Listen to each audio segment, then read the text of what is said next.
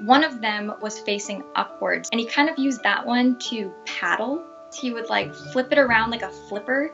I was browsing Craigslist and I saw an ad for special needs kittens, and I decided to email her, and I had her send me a video of how they were moving and decided that I was gonna go get them. I think I was surprised at their mobility, the way that they were able to get around at the time because they were so much smaller. Haiku was chasing his foot because it was facing up and it was at such an awkward angle, like how other animals will chase their tails sometimes. Sonnet was like an inchworm. She kind of inchwormed. And when she wasn't inchworming, she was handstanding, which she wasn't super great at the time, and so there were a lot of falls and a lot of awkward moments with her. I feel like I just wasn't thinking. I just kind of made the decision, was like, all right, we're doing this, like whatever it takes at this point. At the time, I didn't know this was going to be a $50,000 adventure.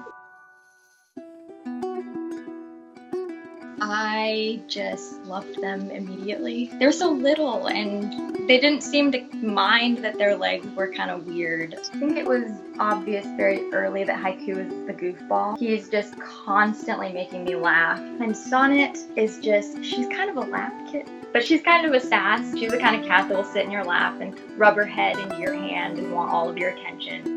Very next day, I called my vet, and they did a couple tests on them, and she just said, all right, I'm going to show these to you. I've never seen anything like this before, and neither has anybody else in this building. And at that point, I was like, oh no.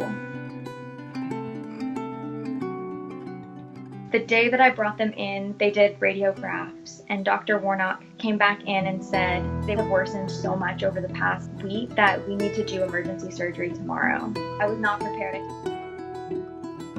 They both kind of struggled a little bit with the surgeries. They totally relied on one another to get through everything. They cuddle together, they groom each other. Pretty much my instructions were make them run around all day. Initially with Sonnet, she took off really fast. She was like, oh my gosh, I can actually walk now. And Haiku, when he had his splints on, he was not happy. But when he had all of his metal off, he just took off. You can just tell how excited he is that he can run and get up onto things. They're improving every single day, and it doesn't get old ever watching the new things that they discover that they can do.